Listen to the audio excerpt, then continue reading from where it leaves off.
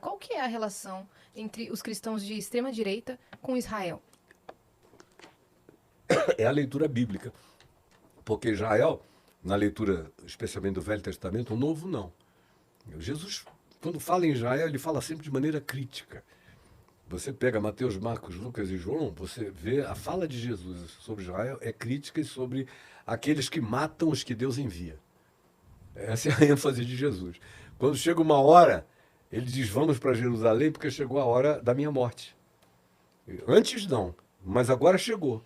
E importa que eu vá para Jerusalém porque nenhum profeta morre fora de Jerusalém. Jerusalém, Jerusalém, que matas os profetas, rejeitas, abominas todos aqueles que te foram enviados.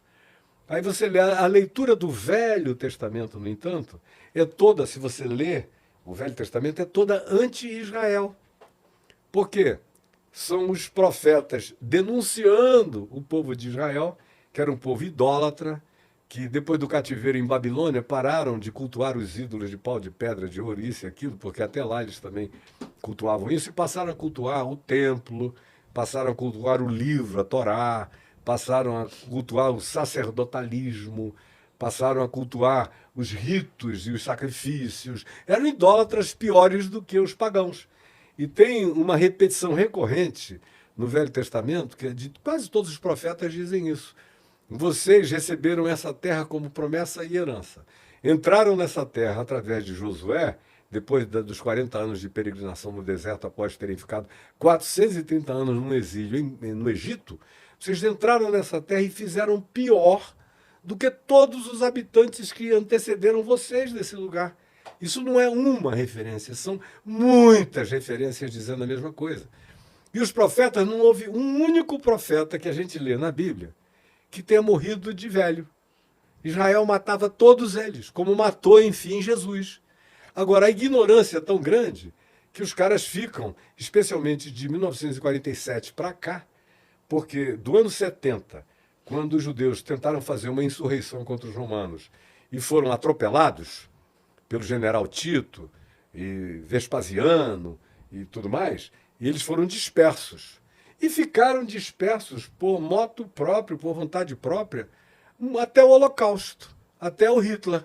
Na realidade, foi o Hitler, com a chacina horrorosa, com o genocídio horroroso, com a indescritibilidade do que ele produziu, que acabou promovendo e fortalecendo o chamado movimento sionista, que é um movimento de volta a Sião, de volta à terra de Israel, porque os judeus estavam muito bem, obrigado, no mundo inteiro.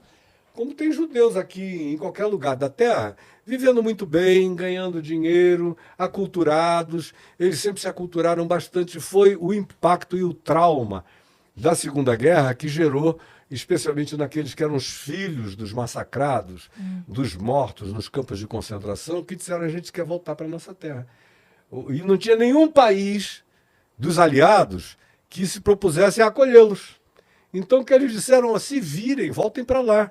E aí eles voltaram, alugaram navios, fizeram o que hoje você vê os refugiados fazendo, tentando atravessar o mar Mediterrâneo. Enquanto isso é bom que se diga e que se guarde na memória, enquanto isso, do ano 70 da nossa era até 1947, sempre houve uma população de judeus, árabes e palestinos, que são povos semitas. Todo mundo associa o semitismo aos judeus. Mas ser semita é ser filho da descendência de Sem, filho de Noé, de onde também procede Abraão, que é o pai dos judeus e o pai dos árabes. Porque com a serva, a escrava Agar, que era uma egípcia, a mulher dele, Sara, que não podia ter filhos e estava ficando velha, que disse para ele, olha, vamos dar um jeito, você precisa ter um herdeiro. Então, pega Agar. Agar era uma egípcia gatona, linda. Abraão achou muito bem, muito bom. E agradeceu. E, ó, pimba da Xuxinha. Mandou ver na Agar. E logo a mulher engravidou, teve um filho, a quem deu o nome de Ismael, que é o pai de todo o semitismo árabe e palestino.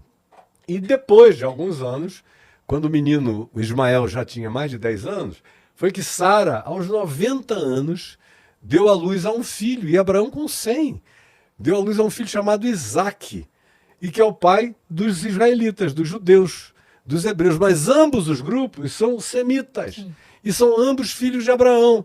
Então, quando você vê o Netanyahu lá massacrando, matando e dizendo que vai eliminar, é uma guerra fratricida. São irmãos matando irmãos. Do ponto de vista genético, corre neles o mesmo sangue, o mesmo DNA, com a mesma história, e todos eles sabem disso. Mas a ideologia política e o desejo de supremacismo e de poder é o que faz isso. Mas eu estava dizendo o seguinte, do ano 70 até 1947, judeus, árabes e palestinos viveram muito bem juntos, não importando quem é que governasse. E nunca foi judeu, nem árabe, nem palestino que governou. Eles estiveram sob a dominação romana, depois eles estiveram sob a dominação bizantina, constantiniana, eles estiveram sob a dominação dos turcos otomanos. Antes disso, eles estiveram sob a dominação islâmica do século VII para frente, e os turco-otomanos eram também islâmicos. Uhum. E num convívio absolutamente pacífico.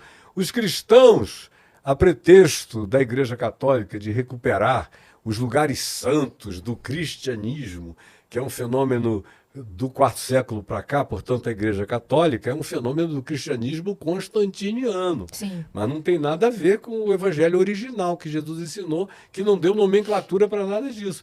E a expressão igreja ou eclésia não é uma invenção cristã também. Já era uma designação usada no mundo greco-romano para designar todo tipo de ajuntamento público e civil.